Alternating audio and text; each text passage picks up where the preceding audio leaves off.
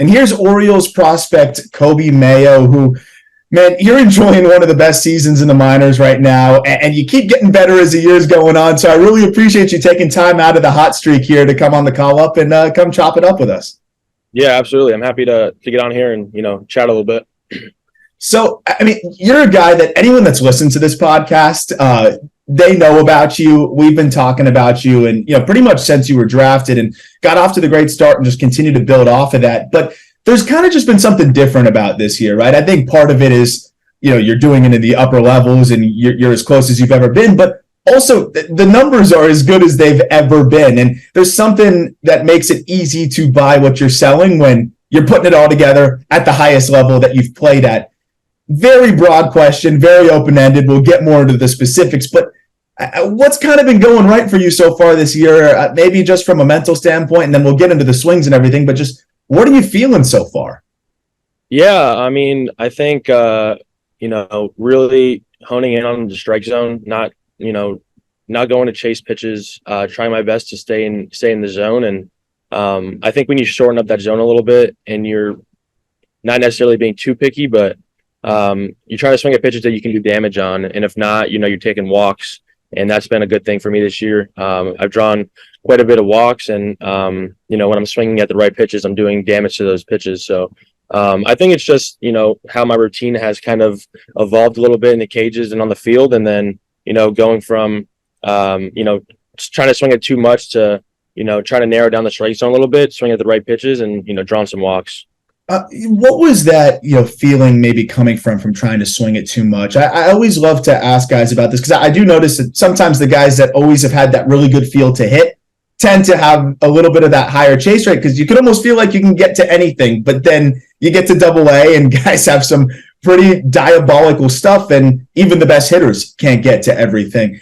What was that where that maybe swing happy approach maybe came in the early days because you're just so used to being able to get your bat to everything?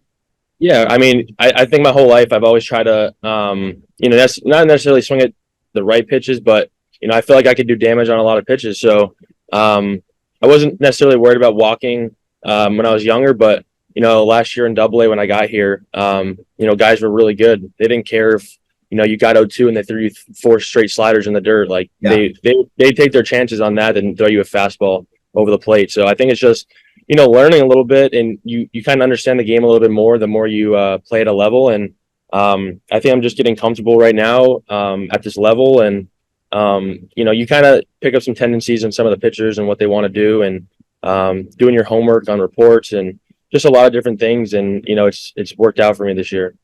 So you got the 34-game taste last year in Double-A, but it was 68 games that you played in High A where you put together a really nice slash line, 821 OPS. You get up to Double-A where, I feel like to get there as a 20-year-old, it's really just an opportunity to learn and be a sponge, like you mentioned. And you still put together a pretty solid stat line, especially for one of the younger guys at that level.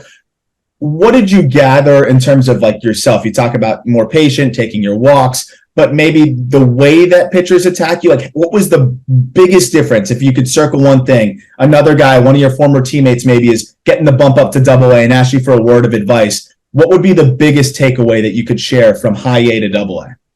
Yeah, I would say, High A to Double-A is, obviously you're getting the cream of the crop from High A. You're getting the best guys that are in High A and guys that are ready to go play in Triple-A. So, like I said, guys they're not scared to throw you 2-0 breakers, 3-2 breakers, and you got to really you can't. It's hard to just guess right now. You got to be a complete hitter and go up there with a good mindset, stick to your plan. When you're making the plan going up to the box, you kind of have to stick to that. And because sometimes you get in your head and you start thinking like, oh, maybe I should change it, but you make a plan, stick to it. These guys are really good. These Double-A arms are potentially going to go up to Triple-A and be the guys that are going up to the major leagues. So it's tough. Last year was a good learning experience. You took a lot from last year, and coming into this year, I knew what to expect from Double-A, and it's guys are good. They're not scared to throw you anything. In High A, you might be getting a 2-0 groove fastball, but you don't see that much in Double-A right now. And you're seeing more arms specifically get the bump up from Double-A all the way to the show now. It's just become almost like double A and triple A is almost this one gigantic league, depending on which leagues you look at. And yours is no exception. A lot of talent through and through there. Kind of going back to 2020, where it all began professionally. You were committed to the University of Florida. I'm sure that was something that you strongly considered. I'm eager to hear about that. But even just a step ahead of that, you're drafted in the fourth round in 2020. It took a certain number, as it is for any high school guy, to forego college, because that's how it goes. And ultimately, the Orioles meet that, and you get to join this organization. Kind of like they were heading in this direction, but it wasn't like this in 2020 in terms of not even talking about the big league success, just the top to bottom talent that this organization has been able to cultivate. In 2020, I'm sure you had several different teams calling you. I'm sure you had a lot of different opportunities, because a lot of different evaluators can see what they're seeing now from you. But what was it about the Orioles maybe that got you a little bit more sold on starting your professional career right out of high school? And did you have any idea that this organization was heading this way this quick, now that we're only a few years later? Yeah, I mean, it was a weird time. I think when I started hearing the Orioles name a little bit before the draft, it was a good opportunity. They had a really strong draft the year before. We knew obviously that Adley and Gunnar were, huge guys in the draft, and they drafted some really good pieces from the West Coast with Stowers and, Joey Ortiz. Just a lot of the, they do a really good job drafting, and Elias really knows, he can see, talent, him and Sig. So, it was awesome to kind of step into this organization, and, there wasn't a ton of talent like there is right now at the higher levels. It was kind of like starting from the bottom. A lot of the talent was in like low A and the high A levels.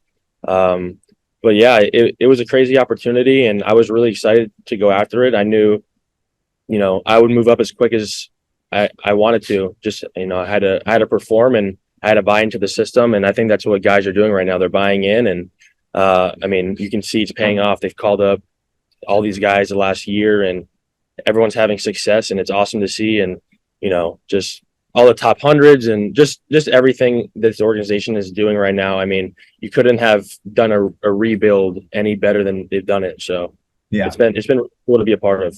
It's been really cool. And I think you hit the nail on the head. It's really been the drafting, and you've been a big part of that. And how difficult was the decision in 2020? Because, and I'm interested to ask you about your first year of development being a year where the minor league season's canceled. But before we get to that, how set were you on potentially going to college? Were you already pretty eager to get your pro career going? I know there's a lot of guys are in a lot of different spots when it comes to this decision. Yeah, I would say I was split right in half. I mean, if I got what I was looking for, I was, ready to go play in pro ball. And if I didn't, I was set on going to win a national championship. Yeah. It was honestly like, wherever it takes me, because I knew that either way would be a successful outcome in the future. I was, like you said, I was dead set on going to college. If what we were looking for wasn't there, and I got what I was looking for, and I think it all works out for a reason, and I'm really happy to where I'm at. Watching the college season a little bit, you're always like, thinking, well, I'd be in Omaha this year, or I'd be playing in the College World Series right now. But I think I'm pretty happy where I'm at right now. Yeah, I wouldn't change anything going right now. You've got a 1,000 OPS as a 21-year-old in Double A, so it works. But it's funny. I do tend to think about the same thing sometimes when somebody like you gets drafted and hits the ground running out of high school the way that you did, and you play 27 games, in low A, where you produce a 963 OPS, you hit 311. Like, did you ever wonder, like, what would I be doing in college right now if I was playing in the SEC? And that's not to take away from the SEC, but I mean, going straight from high school to low A is a different beast. Yeah, I always think about that, and guys talk about it, and it's always one of those things to where you'll never really know. You'll never know. Yeah, you'll never know how it'll be, but it's fun to think about it and talk about it with some of the guys. And we just got Judd Fabian last year in the draft. Yeah. He's up in Double A right now with us, and it's just been cool to kind of like pick his brain a little bit and kind of talk to him how Florida was. And so you have one kid who bypassed the draft and went to college, and me who bypassed college and took the pro ball route out of high school. So it's always cool to think about that. You always play these situations in your head and what you think would have happened, but you'll never know. Yeah.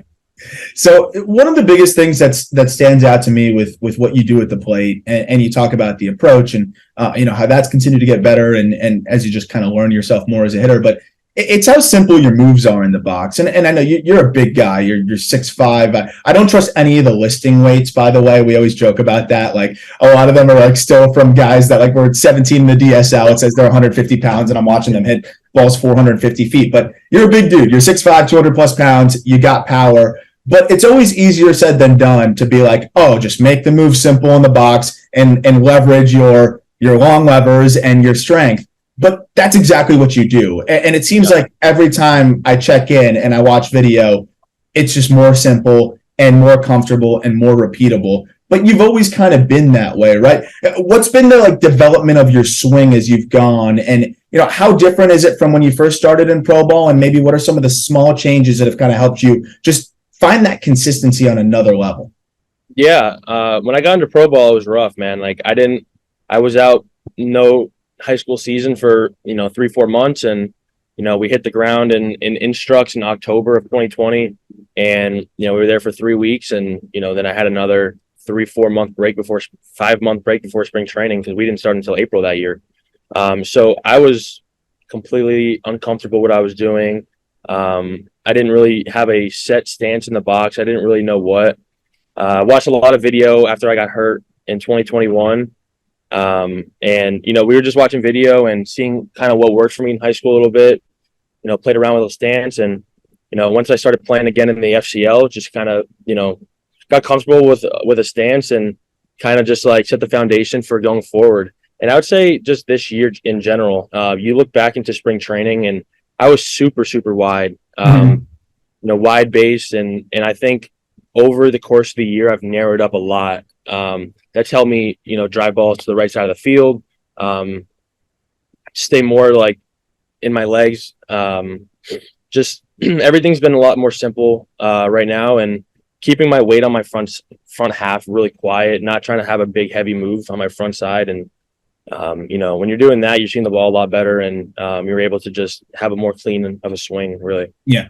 And we'll talk about that. This is why I love the StreamYard, live breakdown that we do as well. That people that listen to this always will go over to our YouTube and check that out. But something that I always talk about on the podcast, and maybe I take it for granted. So I'm glad that I can, have somebody like you to break it down a little bit more in a firsthand, situation here is, a lot of times you see big guys, young hitters that aren't tapping into the power that people are expecting, and maybe a higher ground ball rate. And I often emphasize the lower half, that forward move being a bit too early. You can get a little pushy, all of those things. Can you talk about maybe what your cue is in the box? You mentioned kind of not having the weight as much transferring forward as early, or whatever your cue may be, the back hip, holding that backside. Like, is that something that's always like your effort in the box and that you feel like allows you to tap into the power? And like, maybe what are some of those cues? I think for me, honestly, over the last 3 years with the Orioles, I came in, I think, with a little bit more of a ground ball rate. Wasn't hitting the ball at a consistent launch angle, like at a effective one for me in what I was trying to do. So we kind of just manipulated the swing a little bit, started doing some work with, different bats, different tools. And so we kind of developed my swing at to be more of like a line drive to fly ball swing. So yeah, I think for me in the box, all I'm trying to think is staying on time with the fastball. I'm not thinking of anything mechanically. It's more just being on time with the fastball. And right now it's just, you try not to think too much when you're going good. You kind of just want to think less. Yeah. But I think be on time with a fastball. And like you said, sometimes when you're a little bit too out in front, you're either popping up or grounding out. But I think being on time is the biggest key for me right now with keeping the ball in the air. Yeah, and then in the cage, is there specific cues that you look for to kind of just get that muscle memory so you don't have to think about it when you're in the box? Yeah, I think just staying right center my first few rounds. It sounds crazy, but staying right center my first few rounds really sets up my path to like go to all sides of the field for that day. And just we always work on in the cage with line drives back at the net, just consistent launch angles. Like you said, that forward move, just not being too heavy, not getting too far on my backside when I'm loading, trying to stay in the hip a little bit and get some energy into the ground, so I'm not too quick with that move going forward. Absolutely. And the other thing that's really stood out to me with what you've been able to do this year is your ability to kind of hit whatever is thrown at you. I mean, you look at your numbers against breaking balls, you've got an 885 OPS against sliders and curveballs. You look at four seamers, you've demolished those to 1200 OPS. And, everybody has relatively average numbers against changeups. So but specifically with breaking balls and fastballs, you mentioned focusing on being on time for the fastball, and you've done that. You destroy them and you rarely miss them, but you're also adjusting to the breaking ball. What allows you to do both? Yeah, I would say, I think last year a little bit, I would always think pull fastball, and then I'd get a slider and I'd be out in front, swing and miss or ground it out. I think this year, my approach is just staying, middle of the field, right center with the fastball. Not necessarily trying to manipulate the swing, just how my timing is. And then if I see spin, just turn on it and go. I mean, last week versus the Yankees AA team, they threw a lot of cutter sliders and they threw some hard fastballs. I mean, a lot of those guys were 96, 97, and you got to stay middle of the field with them, and they're going to throw you a good amount of off-speed stuff. So you see that off-speed, and it's the same swing. You're just catching it a little bit further out in front, and you're going to pull it to left field. So that's what's been a big cue for me, and not trying to be so Yankee with the fastball and staying on those sliders to left. That totally makes sense. And it's like, I feel like there's this balance of, and you've obviously found this balance so far this year and the way you're rolling, but you want to be able to be ready for both, but not be caught in between. And you feel like that's exactly what allows you to kind of find that balance of the two. Yeah. I mean, 100%. I think if you're in between pitches and you're thinking too much in your head about it, you're never going to be on time for anything. But if you're going up to the box with a good plan, you're getting your timing on deck, and you're looking for a fastball to do damage middle of the field, and they hang a slider, you're going to be all over the slider. And something else that's been working for me is, what was it? Just being in like a swing mode almost. When guys are in the zone a lot, kind of just being swing mode. Like, they're going to throw you strikes. A lot of these guys, when they're 65%, in zone with their off-speed pitches, they're most likely going to throw you some strikes. So, sometimes those sweepers can look really unhittable and start behind you. But if you're in that swing mode, you're going to be ready for those pitches. And I think that's been a big key for me, not being too passive, but also being aggressive enough to be swinging at those big swoopy sliders early in the count. Totally makes sense, because those are the strikes that guys try to steal sometimes, and you don't want to let them steal those. So that totally makes sense, and I love that. Question on the power output as well. I mean, again, we always know the power's been there, but from a batted ball perspective, and also part of it is, and this is where we forget sometimes, like last year you were 20, this year you're 21, like you're continuing to just get stronger naturally. Yeah. But a 4 mile per hour jump in your 90th percentile exit velocity is that's hard to do. Even if you're a young guy who's getting older and just getting more physical. You mentioned some of the things that you did with like weighted bats and different things to use the ground and tap into more power. But even so, I feel like that's still a big jump. What do you feel like allowed that big jump? Was it a kind of a few different things? And were you even aware of how much the exit velocities have jumped this season overall? Yeah, to be honest with you, I wasn't super aware of it. I mean, I know it's been more consistent this year. It's like I feel like every other game, getting a new PR with exit velo.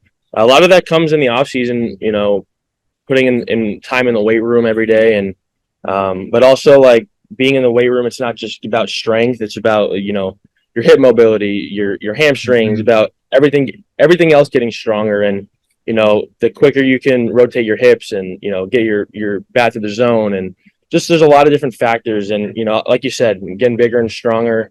I feel healthy this year. Last year my back was a little, in July when I got hurt, it's tough coming back from that, especially like late in the year. But I feel healthy and strong this year, and making sure that I'm ready to go play, and all parts of my body, my core, my hips, everything. So I think just keeping your body in shape and taking care of your body can really help you, in the long run of the season.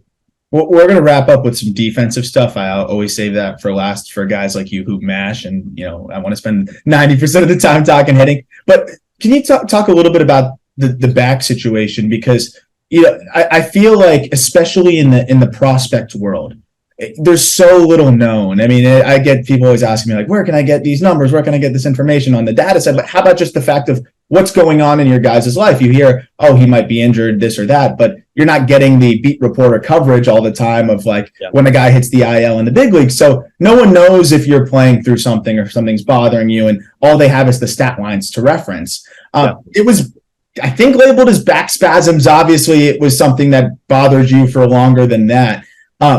How much was that affecting your comfort to maybe let loose? And how long did that linger for you? Because it's one of those things where I know you're not one to make an excuse. You weren't making an excuse, but how about just looking at the difference in numbers? It pretty much just makes it for you. Didn't feel great last year all the time, 782 OPS. Feel great this year, 1,054 OPS, with all of those games being at a higher level. It just takes care of itself. So what were you feeling last year, and how was that kind of affecting you a little bit? Yeah, I think it was just it had something to do with just my first full season, and me playing every day and not really ever going through that every single day. A lot of swings, and as you go through this process when you're young, you kind of learn how your body reacts to certain things and what you need for this long season, and how you need to recover, and what you need to do before you start swinging. And it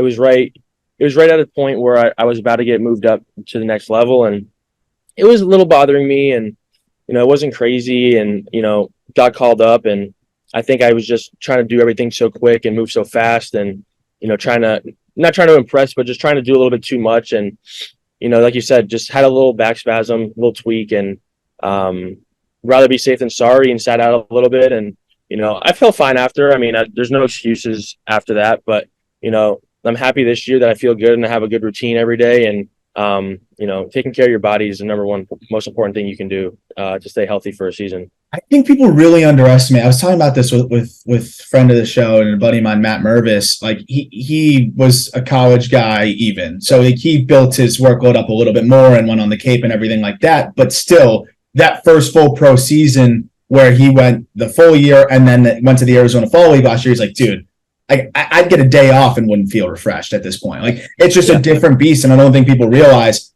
there's no other context where you're playing 100+ games like that. It's just ridiculous, and you really gotta get your body ready for that. And I guess the only way to do it is by playing the games, right? Yeah, 100%. I was just gonna say. I mean, the only way to know how to get through it is you just gotta play the games. You gotta figure out what you need, and it sometimes can suck because you don't really know what you need before the season, but you'll learn. And if you have a long playing career, you know what you're going to have to do to get through those seasons. 100%. And I mean, you're doing it real well right now. Like I said in the beginning, I mean, you've put up the numbers all year, but over your last 20 games, you're hitting over 400. So it seems like you're still rolling here. On the defensive side, to wrap up here before we break down some ABs, and if you're watching this on YouTube, go check out the other video. It's already up. If you're listening on audio, go to our YouTube to go check out Coby kind of breaking down some of his approach and his swing and some of the things that we talked about in live video setting here. But you mostly play third base. You played a little bit of first base. You obviously have worked really hard on your body, as you mentioned, and move well for a guy of your size. How do you feel like, or where do you feel like you're at defensively? And, what are some of your focuses as you work on the defense and continue to develop at the hot corner? Yeah, I mean, me and our defensive minor league coordinator, Tim DeJean, we work. I mean, he's one of the hardest pushing coaches, and, he wants the best out of his players, and we work every day. Us and the team, we work extremely hard. I don't think anyone does more defensive work than we do as a team.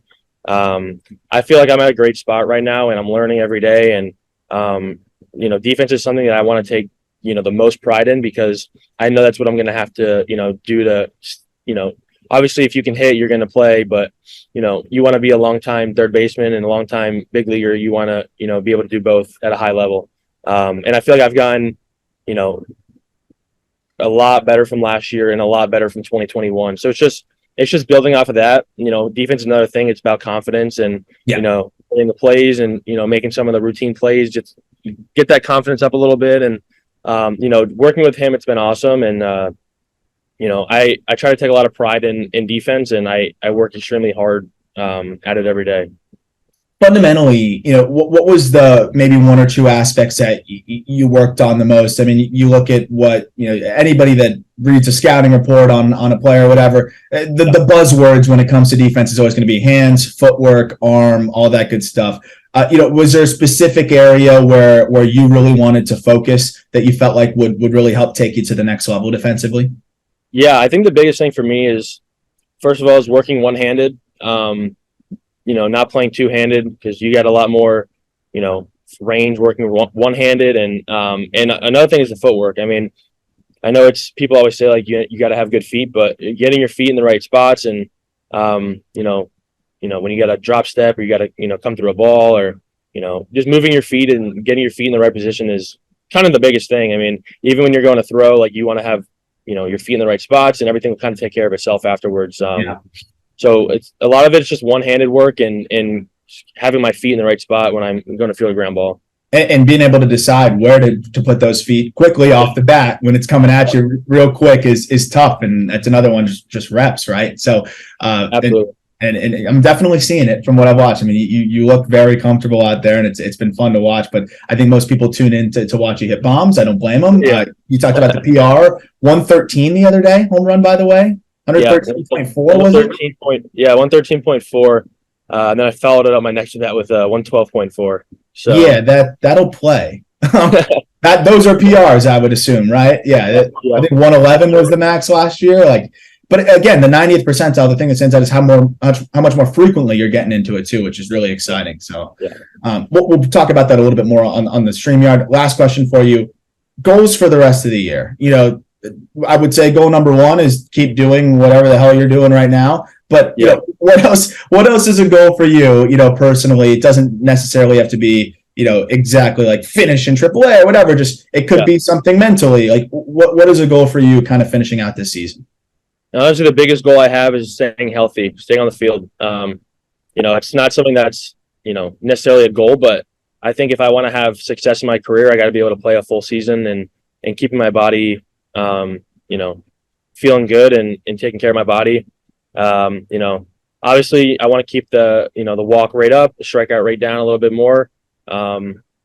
Just little things, man. You look at numbers and you see like batted balls in play, and it's like you're hitting like 380 when you hit balls in play, or 4, whatever it is. And it's just like, all right, maybe I can put more balls in play. I'll get more hits. Just keep doing what I'm doing now. I mean, keeping my routines the same, keep working hard in the cage and on the field, staying healthy. I hate talking about like long-term goals, like how many home runs I want to finish with, but just keep doing what I'm doing. And I think everything will take care of itself. 100%. Well, by the way, on the strikeout front, last 21 games, sub 20%, walk rate staying at 14%. So you're doing it, brother. It's been awesome to watch you do what you're doing, and really excited to see you finish this year strong. And hopefully, maybe we'll see you in Norfolk by the end of the year. I think you've earned it. I know that's another one of those things that's out of your control, but you have been awesome to watch this year, man. I really appreciate the time, and pumped to see you keep rolling. Yeah, absolutely. This is awesome. I appreciate it. Thanks, man.